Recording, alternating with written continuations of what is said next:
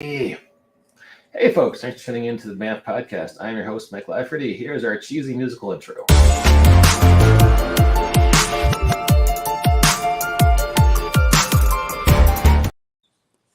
That noise assures you, gentle viewer, that you're listening to a high quality, high production value, farm to table, ethically sourced geeky conversation.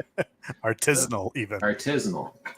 And we are here with two guys. I don't know how we get guests like this on our show, but God, I'm grateful for you guys for showing up, giving us a little bit of class. Nick Cole and Jason Onspach, the authors of the Forgotten Ruin series of military fantasy and the very well-known, very successful Galaxy's Edge series of military science fiction. Hey, guys, thanks for coming out tonight. Hey, it's good to be here. Thank you for always having us.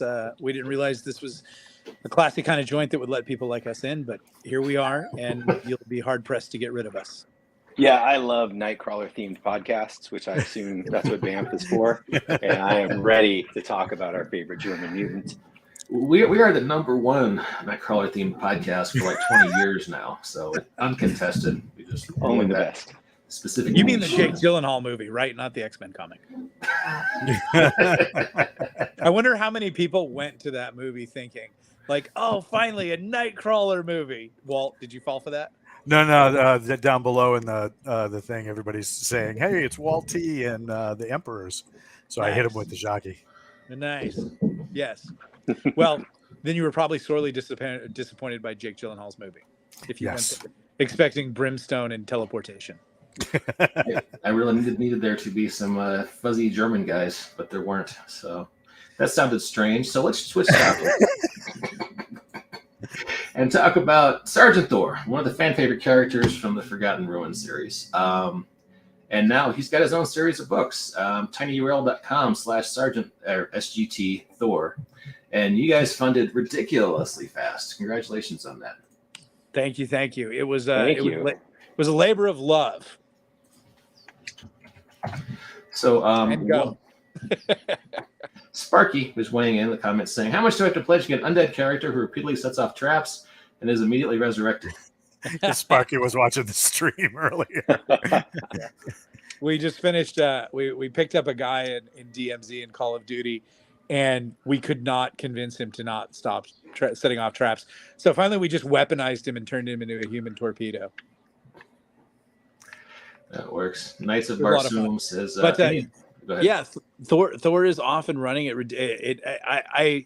I'm usually pessimistic about stuff, and kind of like George Costanza in Seinfeld when they finally get the pilot and they give him the private jet and the jet's crashing and he's like, "I knew this would happen." That's kind of me sometimes, like, no good thing is going to happen or anything like that. But it was a weird kind of thing. Like, I began to feel more and more positive about this.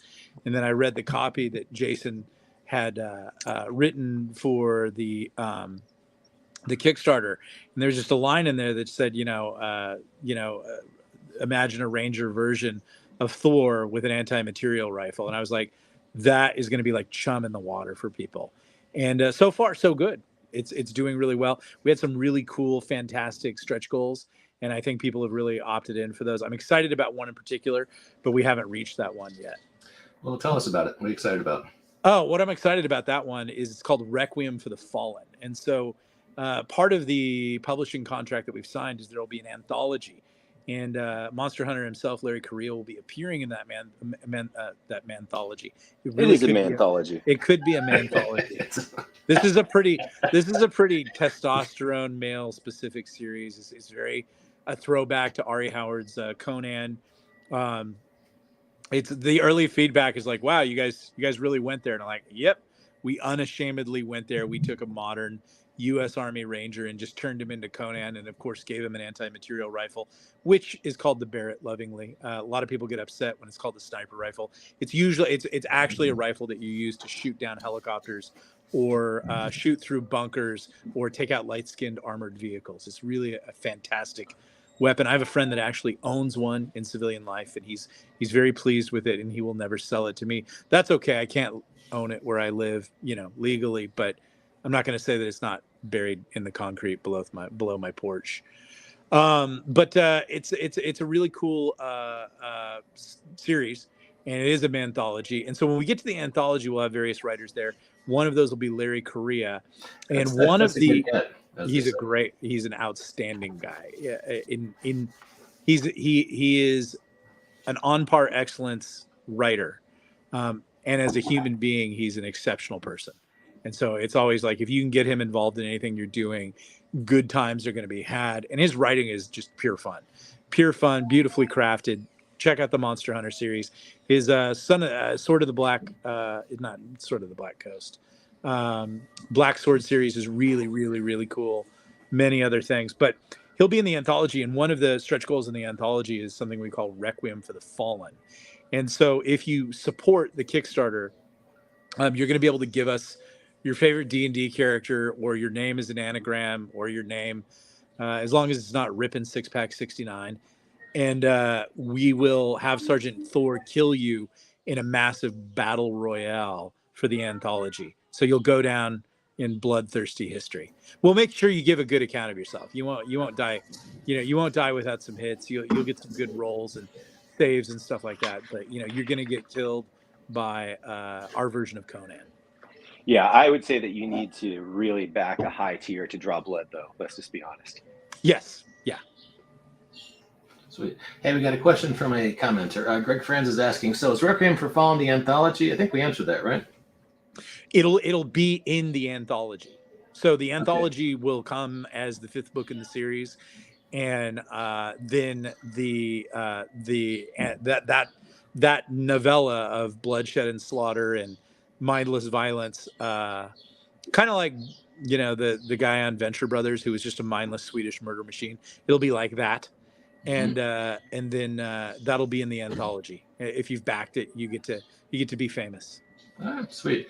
Kentucky Squirrel says, if we hit 100K, do we finally get Moon God Potion? I wish. I can't promise anything, because Jason will say, hold on there, buddy. We're not. Right. I mean, we can probably make some Moon God Potion in the bathtub. Yeah. And ship it off, right? Like, yeah. 100K at that point, we can. There's enough Italians involved in this equation that we can make some bathtub wine and call it Moon God Potion. I knew some guys running a LARP back in the early 90s in central Indiana, and a bunch of guys with foam swords in the park, and they had healing potions. And the deal was they would seek to make the most vile thing possible, like Crisco liquefied with sea monkeys. And if you drank it, you get your hit points back, but it was always something awful. The whole game stopped to see if the guy would actually, if he wanted his hit points back that badly. Here is 6 ounces of your mother's bathwater. I'm sorry. The joke was just for me, folks. Serious question from Sparky. Why did you guys decide to go the Kickstarter route as opposed to your normal process? Jason? The crickets. Yeah, I'm back now. I keep popping in and out.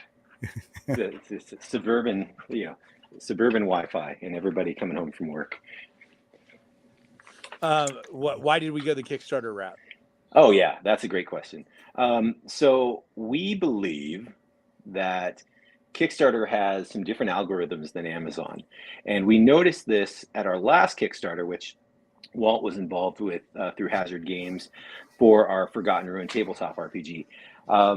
We had some tiers that were pretty out there. We had a great day in Vegas where we were shooting fully automatic weapons and playing the RPG, and it was sort of this fun, nerdy get together.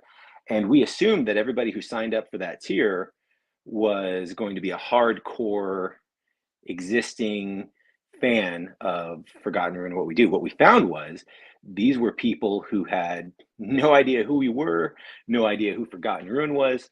And so as we researched, we realized that there's a lot of people who kind of cruise Kickstarter for ideas that came and found us that way.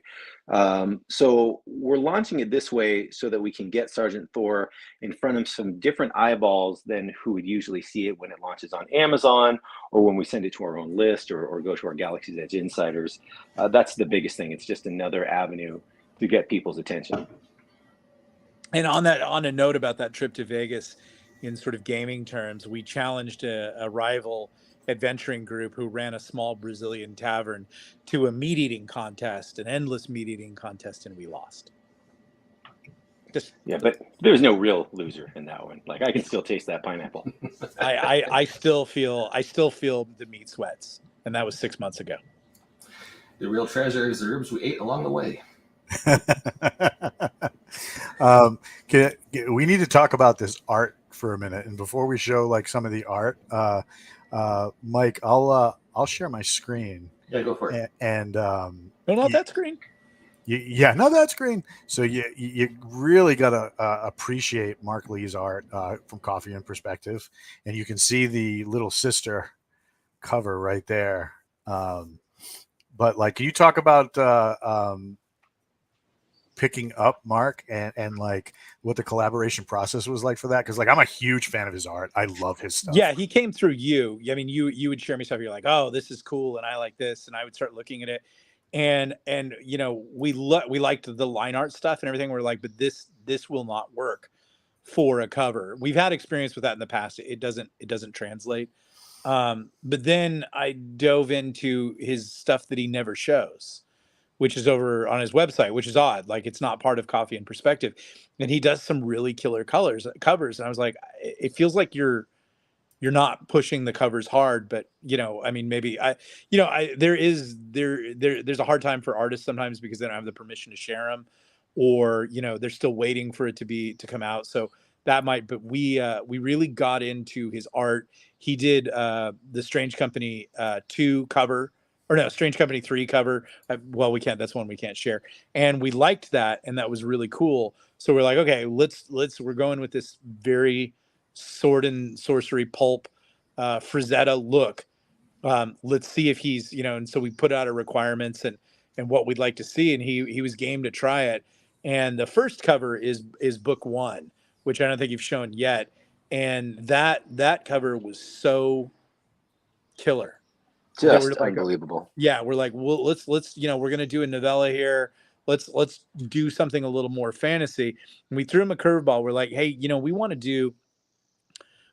do that because the short story, which everybody can get for free, and Jason will tell them exactly where to get it, because if I tell you, you'll end up at some weird Pornhub website. But I like killing Walt. Walt can't. I say stuff and Walt just dies. It's almost as good as my friend Josh Hayes, who I almost killed one time in Vegas with laughter, or our perpetual friend and soon to be published writer Leo Vaccaro, who I can almost pretty much just slay with anything I say. But we wanted to do something. It's a riff, the short story that you can get for free right now to kind of get into the universe. We wanted to do, it's a riff on, if you know the R.E. Howard story, The Frost Giant's Daughter. We wanted to do a riff on giants, but we didn't want to do the standard Scandinavian Norse mythology giant. And we threw him a curveball and we're like, what does a Malaysian giant look like? Because these giants are from Malay, you know, in the Southern Pacific, and they're in a different place. They're not there, but they're sort of wandering gypsy giants that are out there, and they're bloodthirsty and cannibalistic. And I think what he nailed there exceeded our expectations. I dig that picture. There's not enough modern military element in it. There is in the first cover. There will be in the second cover, and the third cover, and the fourth cover. But that picture is pure epic fantasy. Yeah, there it is right there. Yeah, that's it. And you can get that short story and you can read it now, and then there's no one that you can give a 1-star review to because you hate us, because we're just giving it to you. It's not even on Amazon. You can't go to Amazon and buy it.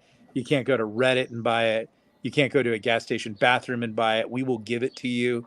And if you hate it, you can just seethe in your own rage. But so far, it's been pretty well received.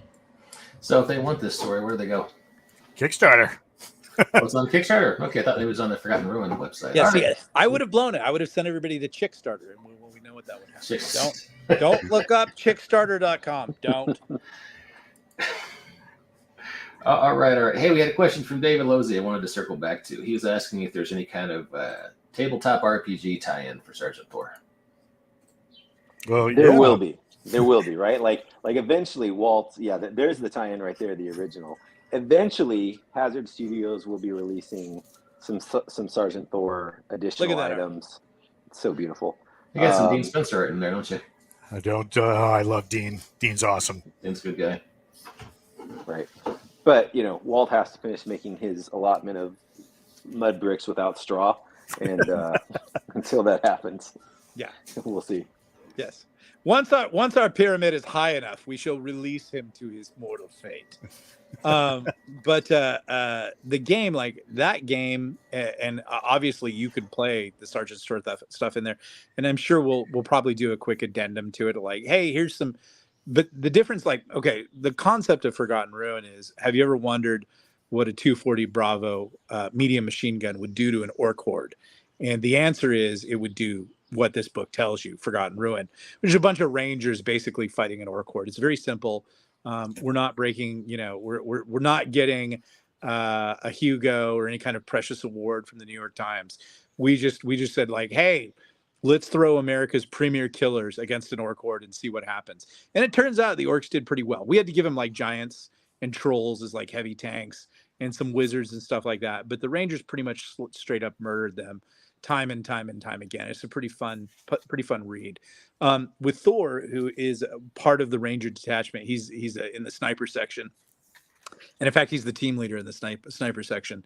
Time and time, he's this guy who basically conned the command team into letting him grow an epic operator beard because he converted to neo-paganism, and so he basically is just embodied the concept of this very hyper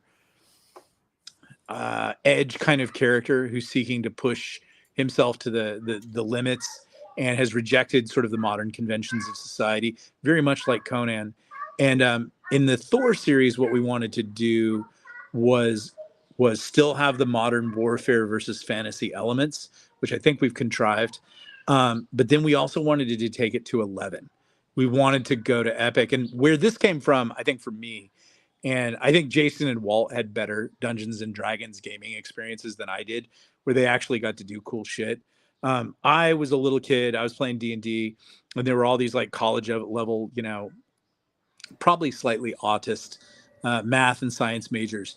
And all they wanted to do was run low-level killer dungeons and kill you. And so, like, I think that my highest level character was like 6th. I think I had a 7th level cleric that popped 7th and died in the village of Hamlet in Temple of Elemental Evil and got assassinated by these. So we never got to the big high level stuff.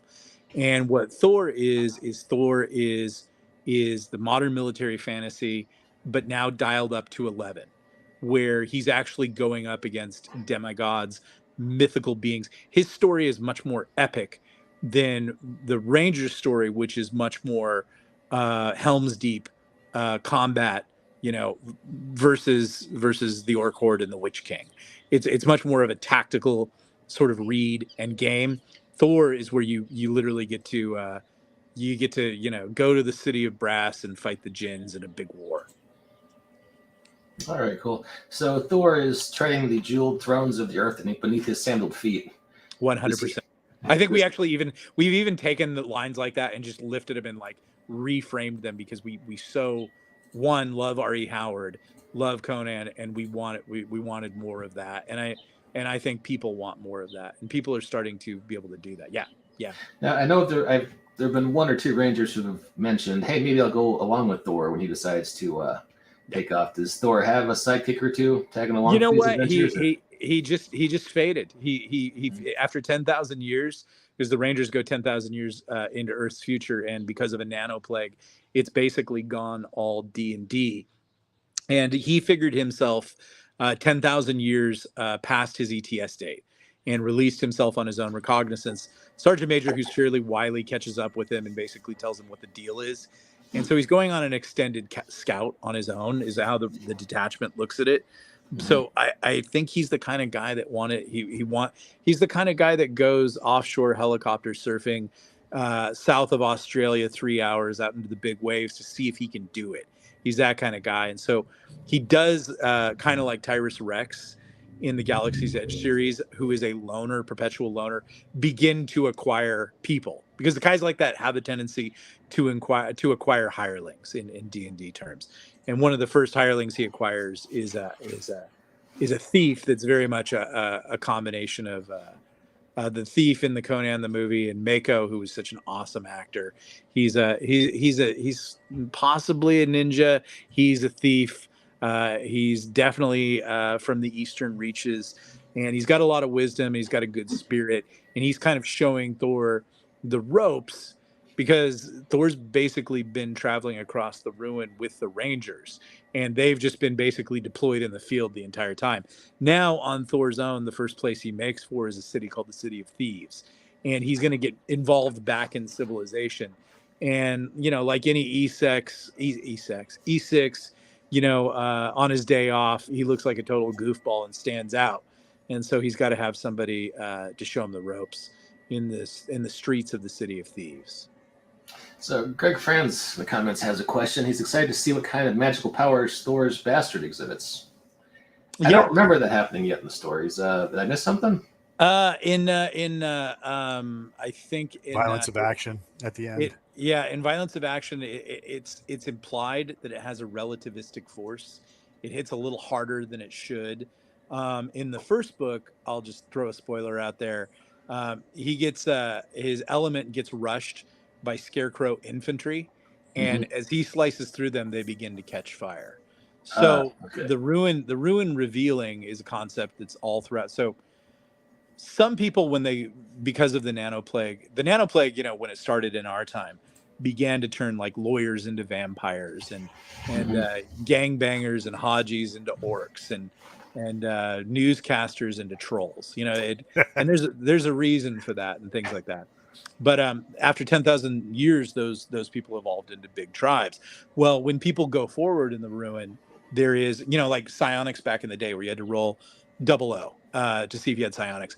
The characters in these books have to roll. And so far, we've had a few people actually come up 00. We had one guy become a were-tiger. We had one guy become a minotaur.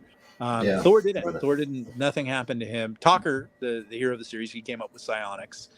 And the sword is also suffering the effects of the ruin revealing, and it's beginning to morph to, as is Thor's Barrett anti-material rifle 107 Alpha, which he calls lovingly Mjolnir.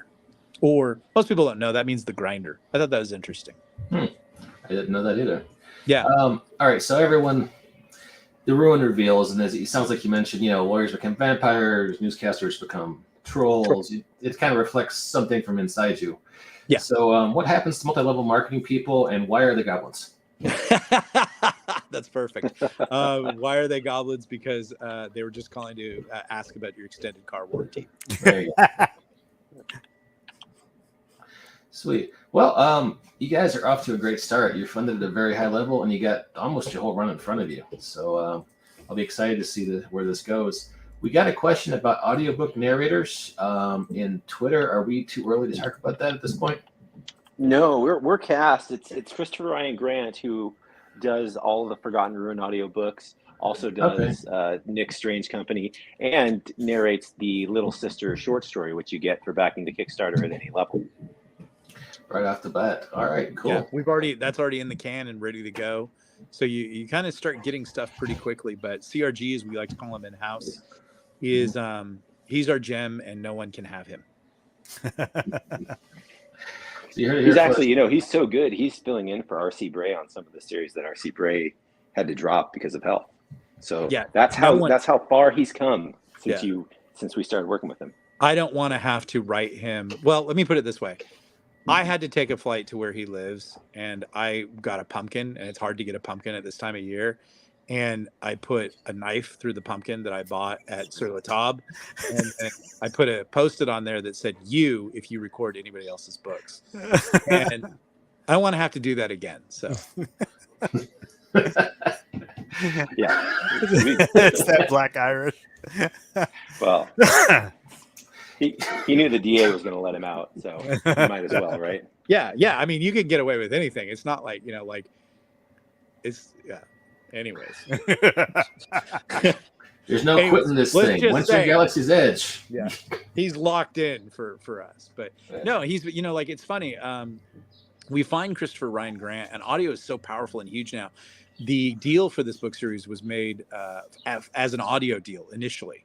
And so when you back the Kickstarter, this is your one chance. And if I get this wrong, everybody, you know, tackle me and tell me I'm wrong. But like, this is your only chance to get the hard copies, as in the physical hard book of this series. The hardcovers, yes. Yeah, it's going to look gorgeous, but we're only doing that here because the audio deal really locked up the rest of the books. So this is the way to do it, and this is the way to get it. And also just because of the times and, you know, the way the internet is and sort of, you know, whatever, it's probably a good idea to get physical copies of everything that you love. And so we're going to make this really gorgeous, and it's going to look cool. And there's going to be a box set when we hit that stretch goal.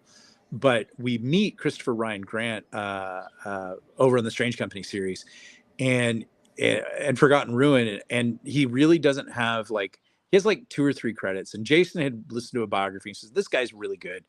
And we gave him kind of an audition. He didn't know it was an audition. He just thought he was getting in an Uber and we were taking him to deliver, you know, Pakistani food. But we asked him to read a few chapters and he did great. And then we turned him on to the audience, and our audience is very heavily into R.C. Bray fanatically. And so the fact that they kind of loved him and took him into their own, it's a testament to how awesome this guy is at reading. And the fun part is, in the audiobooks of Galaxy's Edge, there's a lot of fun voices. He does the Thor voice exceptionally well, but the voice that I like, because I sent him the direction, he's like, well, you got this wizard, and he's basically Gandalf. His name's Vandahar. And how do you want me to do him? And I'm all, it says it, do Gandalf, man. He's like, do Ian McKellen? I'm like, yeah, do Ian McKellen. He's like, can I do that? And I'm like, I mean, I don't even know that this conversation really happened, but it happened in my head. So basically, he's just doing Ian McKellen from Lord of the Rings. And if you don't know how much you need that in your life. It's awesome because Vandahar says a lot of fun stuff. So you can actually go over to Audible right now and get that series, and listen to Ian McKellen. Yeah, I've listened to most of the books off Audible, and they're great listens. It's really great. Yeah, Actually, they're fun listens. I just finished Under Spire, I want to say a month or 2 ago, which is a different narrator. And Walt helped on that one, didn't you, Walt? Yeah, probably Yes, the greatest book in our series is Under Spire, hands down. Clifton Duncan did a great everything. job. Yeah, Clifton Duncan is really cool. I found that guy on Twitter. He's a really cool. He's a pro. He's a pro. He's an actor. He is just a really neat guy. And we plugged him into Under Spire, which is written by our very own Walt Robillard. And he says Robillard. I say Robillard the proper way. And it's everything pales in comparison to the Dwarves of Under Spire. Fact. It's the best dwarf novel I've read in many decades, actually. Exactly. Born to Dwarf. So, stupid question, but I keep looking at this picture of Sergeant Thor and thinking that looks like a beefed up Matthew McConaughey. Fantasy world, if you guys were going to cast, you know, a unlimited budget Hollywood version of The Forgotten Ruin, have you thought about who you'd cast in various roles? Are you like reading my dream journal?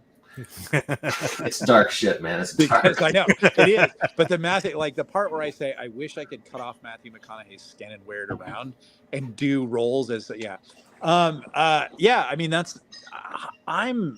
think Jason and I won't speak for Jason on this. Thank you. But I have a feeling I am speaking for him on this. Like, casting is hard for us because we don't know new people, modern people. I mean, it seems like all the people are appearing every second. It's like, now if you asked us, like, who would you cast for this in the 80s? We could literally give you like a 3-hour doctoral thesis. Absolutely. On each character that we would cast for this in the 80s. But Matthew McConaughey as like, I think he'd be great as the Smudge in a certain way, Sergeant Major. Mm-hmm. But I know that he, like, if he was willing to bulk up and get in the gym, because Thor is jacked. He is like a human triangle. His lats are huge. His traps are like iron bars. So whoever's going to do it is going to have to commit to the gym. We probably have to get the Thor guy from Marvel. Oh, Chris Hemsworth? Hemsworth? Yeah. He could probably do it. Well, I would like to see. We're gonna have to surfer him up a little. He's gonna have to get away from this proper, like he's gonna have to, like, because there's a little And Thor's got a deep voice, so we would definitely go with that. Yeah. I'd like to see like somebody like Scott Eastwood, even though Yes. he's a little thin right now. Oh, You no. bulk him up and Yeah. throw that operator beard on him. Yeah, I would abduct him. A lot of my fantasies involve abduction. I don't know why. Way I probably too shouldn't say that on the internet. But I would basically put a fire hose of creatine into Scott Eastwood's mouth, and I would jack him up, and then I'd turn him loose. That would be epic. I just watched the video of that.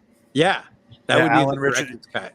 Alan Richardson too, the guy who did the Lee series, Reacher on Amazon. Yeah, that dude is huge. That was he's got the size. Yeah, definitely. Yeah, I honestly think I think that Galaxy's Edge would be our best property for like a big thing, but because of the sort of special effects, I think it's the hardest to overcome. We have had Hollywood talk and deals, and I think it's going to happen. Something with us, because we're doing pretty good as a team that develops content that people like, and that's being noticed in Hollywood. I think Forgotten Ruin is the most likely to be made because I think it has an accessible production value. I mean, basically, you just go to Czechoslovakia and get some guys to put on some green makeup and be orcs, and then you could probably go to New Zealand and take the stuff that the Lord of the Rings left behind. I think it's just sitting everywhere. Just grab those rubber masks and swords. You're good. Yeah, and you just take a bunch of wannabe actors from Hollywood who are little gym boys and make them Rangers. But what those guys don't know is we literally have all these Rangers who swear to me. They're like, if this goes to production, I need to be there. I need to unfuck this production. I'm like, you got it. All right. Who plays Tucker in this hypothetical movie? Probably me. I mean, I'm not too old. No. I mean, I see it's again, you've got to go for these younger little guy actors. But I think back in the day, here's what I would say. Are you laughing at me? No, Sparky. I'll play Goblin number 542 for free. Yeah, exactly. I could play Jabba. I could own Jabba, who's a little goblin dog that they picked up, and he's basically become the AG on the gun team. But back in the day, I think Robert Downey Jr. would have been a great talker. Yeah, as a young kid when he was younger. So whoever is that now, that guy. That would be interesting. Yeah. See, that's how Jason, I think. Jason would be Rowdy Roddy Piper would be the sergeant major. I'm like, yes! Yes! Yeah, he would be pretty good. Yeah. Yeah, but he's dead. So, yeah. Well, they do all kinds of things with computers these days. Yeah, AI. Exactly. Yeah, I saw The Irishman, and they had, actors who were 70 years old, playing their 40-year-old version of themselves. Exactly. Exactly. Anything can happen. Well, I actually think AI is way more advanced than people are hip to. And I think we actually, and it's weird, I wrote 30 years ago, I wrote a short story about this. But I do believe we will actually move to productions that don't have any real living human actors. And we'll literally have our favorite actors from the past. So you have Bogart and Christian Slater in a buddy comedy about two Navy SEALs loose in Bangkok, and you've got Carl Weathers as the guy they're trying to kill. And you'll be able to do all this with CGI. I mean, with AI, and you won't be able to tell. You'll literally be sitting in the movie theater and you look at your wife and you're like, I'm not high, but I'm tripping hard. When Admiral Joe Pesci shows up. Oh, when Admiral Joe Pesci shows up, I will literally in pro wrestling when they would introduce some big thing and the guy would literally throw something down and stomp around because he couldn't deal with the fact that the Undertaker had just come out of retirement to stomp some dude. I don't even know if I'm getting that right. That will be me when Admiral Joe Pesci shows up to tell Carl Weathers, you're canceled. And then Humphrey Bogart and Christian Slater fly in and they fast rope down and they're laser. That'll be cool. Yeah, I think what we're going to see first is some of the old franchises. Star Trek is probably the first one where they can make new original series shows if they want. Exactly. But I'll be screaming in the background, that old whore, you know. So Star Trek has had its chance, and I love Star Trek. I am an avowed Starfleet Battles junkie, and I actually worked on a soap opera with directed by Chekhov, who hated my guts. Because you kept calling him Chekhov. That was a I big kept part calling of him Chekhov, and he's like, "Stop calling me Chekhov," and I'm like, "Okay, Chekhov." And but you know, like, I don't know. Space 1999, that'd be cool. But Star Trek always. I mean, what I would like is Starfleet Battles. I don't want Star Trek. I want Starfleet It'd Battles. be nice. Actually, what I really want is the really awesome novel that no one's read from back in the day, Final Reflection, which is Klingon Captain Kirk. Ooh, that would be great. Ooh. And he's got an Orion concubine as his wife. And it's so awesome. Oh, Mike's looking it up. Basically, everybody in the internet just said, "You had me at Orion concubine." I'm trying to get a good copy of the cover. I don't know if that's going to happen, but well, cool. Well, hey guys, I like to keep these short, fast, and fun. We have a question from Sparky. Hang on. Sparky says, "Nick, where are you on your Star Trek project?" It's coming. I've been. It's a project that we're all working on. And it's going to be our version. It's going to be Galaxy's Edge's version, which Galaxy's Edge, the company, Wargate, the company. It's going to be our version of Star Trek, and I think that it'll be cool because it'll be like Legionnaires meets Star Trek, Black Hawk Down. Yeah, I can't wait for that. Yeah, that sounds pretty awesome. ETA on that, or just still in development? I would say development right now. We take our time with stuff. We like Forgotten Ruin. We had sold way in advance, and they were like, "When are you gonna give us this big epic Tolkien thing?" And we're like, "We changed it. It's now Machine Guns and Orcs." And you know, like we take a long time to surf around to things, and we want to do it right. And that's why we're not kind of part of the publishing mode of like, "Hey, what's hot right now? Let's jump on that." We're like, "We'll tell you what's hot when we do it, and then you'll all jump on it." I know that's arrogant. That's kind of how we do it. These guys It's really worked so far, except for Buddy Beaver, Space Detective. That we have to be honest about that. That was. I think it'll find its audience. I really do. I got to tell you guys, people in the comments want to see Strange Company 3 really bad. A lot of comments about this. I know. Strange Company 3. It's the coming. It keeps Nick awake. It torments me. It's thank you. It's coming, and you're gonna love it. And the cover by Mark Lee is unbelievable. Oh man, it's good. Awesome. It's so good. Sweet. Let's look forward to. Once again, tinyurl.com/SGT Thor. You can check out this Kickstarter. And if I heard Nick correctly, this is your one big chance to get physical copies of these books. Yes. So you want to jump on this like it's hot as soon as you can. You got 28 days left. They're knocking out stretch goals. Yeah. So this is your chance to jump on that bandwagon. This is the good time. So and there's one ridiculous goal in there because we always put ridiculous goals in there, and then someone actually like buys them or like, shit, we have to fill this one. And this one this year is go to Disneyland with the team. And you can see that I'm a lot of fun and that Jason is a stabilizing influence, but it's really Jason is darker than I am. So like his asides and comments and commentary are worth its weight in gold. And you will not have more fun than watching Jason deal with people who go to Disneyland. Like just his, like the look on his face, the internal monologue is worth the price of admission. It's worth the price of admission. So, and you'll have Walt there, and he's like a walking murder machine. Like literally, he's got like 7 to 8 weapons on him, but he likes to quote unquote go for the Walt high score and just carry a pencil. So, scary, actually. Yeah. And then there's me saying inappropriate things. So I would definitely opt in on that high tier goal. You will have a ridiculously fun time. They now have alcohol for the first time in Walt Disney World. Yeah, you can drink yourself silly. Yeah, at the Star Wars land, which I won't call Galaxy's Edge because I understand it's a complicated issue. But,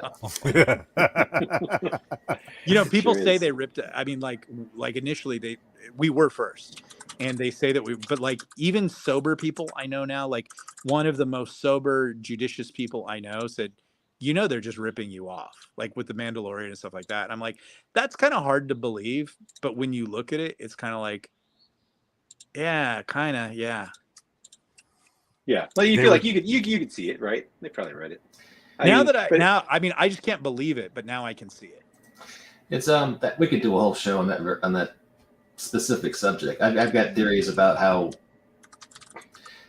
they did you guys a huge favor by fucking up Star Wars, because it's created a lot of opportunities for you. And then someone at Lucasfilm realizes how badly they fucked up, and they're trying to course correct, and it winds up not looking dissimilar to the similar things you guys have done when you're on fucking Star Wars. Yeah, it's like they're out in deep water in the mist and fog, and they've seen the buoy that is us, and they're like swimming towards it. But we're like, joke's on you! This buoy is insane. Right? Yeah. Yeah, and now we're just picking up their castaways. Like it's kind of a bit of a spoiler, but we just released a new Tyrus Rex book. Tyrus Rex is one of the biggest Galaxy's Edge characters, and we felt that since Disney decided that Boba Fett no longer flew in the Slave One, then a character from Galaxy's Edge would just go ahead and take the Slave One. And so, you know, we're willing to go ahead and pick up what they cast away at this point. Yeah. If they're picking up the plot lines for a few stories, we can pick up Slave One. You know, I was wearing a Star Wars shirt in a coffee shop back when Book of Boba Fett was on the air. He said, "Oh, hey, you're a Star Wars fan." I go, "Yeah, yeah." He goes, "Hey, Book of Boba Fett." And we both looked at each other and kind of, yeah. Boba Fett only wishes he was Tyrus Rex. Well, you know, like I have a friend who has a Mandalorian tattoo, and he regrets it so much, like, you know, because repping Boba Fett at that level is no longer as cool as it once was. Mm-hmm. You know, welcome to the PTA board, Boba Fett. Here's the season one is still a quality. Sorry, go ahead, Nick. Oh no, please, you go ahead. I was just season one. It was a good show. Yeah, I'll watch that, you know, once a year or so. I'm still digging it. Anyway, Nick, you were saying. The happiness that I have achieved in life with respect to Star Wars, which was, I think we're all, it's like, it was a huge thing on us. The happiness that I achieved in life was when I saw the first new movie. And I said to myself, Star Wars ended at Jedi, and I'm good with that. And they're fond memories for me, and I love it. I love seeing Boba Fett in my mind in Jabba's cantina, and I love it, you know, in Empire and everything like that. I think when you allow yourself to define your experience with it, then you're cool. But if you say, "Oh no, I'm going to let this corporation fire hose my mind," it's disappointing. And when the second movie of the new cycle came out and the third movie, and everybody was so enraged and upset, I was like, no, I walked away at Jedi. You know, I'd seen the other things, but I'd let them go. And I just said, oh no. I'm like I'm like Jim Carrey in the bathroom before he's about to be molested by sea bass. I'm in a happy place. that ends at Jedi. Jedi is my being molested in a bathroom by sea bass happy place. Right, yeah, and you know what? That lesson's a good lesson, and you do the same thing with Indiana Jones now, and you ended it Last Crusade, and yeah, that's it. That's it. Good enough. Done. I compare it to being a Cubs fan. Yes. You know, there've been some. Oh yeah, the World Series you guys won. That's really yeah. My team's never been, but sure. Yeah, you hang on to the glory moments, think about those, and you have different feelings about the more recent seasons. But yeah. Ken Griffey is still in center right for Jason. Yeah, well, you know, Julio gives him a little bit of room, but yeah, that's very true. I still look at 1995 as the pinnacle of our baseball season because 2001 was too painful. Let's tie the major league record for most wins in a season and then get blown out by the freaking Yankees. I'm still hurting. It's a wound that won't close. Yeah, that sounds raw. Show us on the jersey where baseball hurts you. That's craziness. Well, hey, Jason, Nick, closing thoughts. Thank you so much for having us, and thank you everybody who just like the stunning thing was the amount of people who like before moment one, like before my first coffee, which is when Civilization restarts, like it was already close to funding, and that is not anything that we've done. That's a gift from God, and that's the gift. The gift from God is the people that jump in and love what we do, and just respect us, and we respect them. And it's like it's an overwhelming thing when you meet. It hits you that you have this responsibility to give these people joy. The editor wrote me something today about something, and I said, we will get this right because the people that read these books are keeping America alive, because a lot of them are truckers and they write us and tell us how much the audio books get them across the country. The people that read these books are keeping this country alive, despite a lot of efforts by a lot of other people. And so I just said, we say as a team, we'll do whatever it takes to get it right for them, because they're keeping us alive and we need to entertain them. Entertainment is part of life. So is work, so is struggle, so is pain, so is sleep, so is a big giant bowl of Wheaties. And our job is just to distract people from sometimes the bad news and the hard work, and just give them a little bit of rest with blasters, bots, babes, rangers, orcs, and goblins, and 240 medium machine guns. So that's the stunning thing, and that's my thoughts. They're not very coherent. Jason, anything to add? No, that's it. I think every time we have an opportunity to do a Kickstarter, or whether we do like a fundraiser, we are always blown away by the involvement and generosity of the people that are reading these books. These are the greatest readers and listeners on the planet, bar none. And so we just get really excited to share these things. So we hope everyone likes it. They seem to. You can know that we're going to do our absolute best to make what you get from this Kickstarter as good as anything we've done. Like neither Nick or I want to feel like we peaked back with season 1 of Galaxy's Edge. So we're excited about this, and we're excited about what we have coming, and we're excited that you guys are there with us. Sweet. Well, thanks again for coming up. Walt, you've been kind of quiet. Anything before we sign off? You ever see that behind the scenes thing where Dave Filoni is like listening to all the Star Wars greats and he looks like a kid in a candy store? That's me all the time, working with these guys. So it's like, not only do you get to participate in what is arguably some of the best science fiction and military fantasy out there right now, but like Nick was saying, and then Jason reaffirmed, is that these people that I talk to via the Kickstarter, when they're getting in their pledges and saying, hey, I have this, is there this also, or whatever, when you talk with these people, they're showing you how much love they have for this property in a lot of these questions. And the thing that scares me the most is putting these two gentlemen in the best possible light when I respond. And it's almost daunting. You sit there and you're just like, I hope I don't screw this up, so you just, I think the Kickstarter is amazing. The stories are amazing. Little Sister, you get it automatically when you plug into the Kickstarter. Listen to it and decide for yourself. But I mean, just that first story is a riff on a classic Conan trope, and it's done very, very well. I hope Walt remembers us. Thanks, Leo. Checks in the mail. I get chapters periodically from Nick about like what he's working on, and I'm just like cheerleader after the winning goal, like, oh yeah, here we go, and hats off to Walt reading them when they're on toilet paper written in crayon.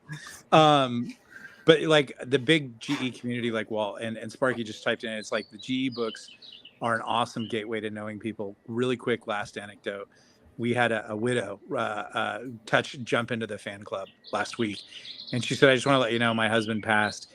He spent his last time telling me how much he loved this entire community and the books and the characters and the stories.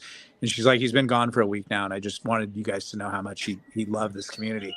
And the response that she got back from everybody is like, yep, that's why we do this. That's not even why we do this. That's like the best thing ever. So if you're looking for a tribe, come on over. You can even hate on the books, but really a great group of people. Excellent. Absolutely. On that happy thought, get to tinyurl.com/SGT Thor. 28 days left. Good time to jump on. Fellas, always a pleasure talking to you. Thank you, Bob. Everyone in the comments, it's been nice hearing from you tonight, and we'll catch you next time on the BAMF Podcast.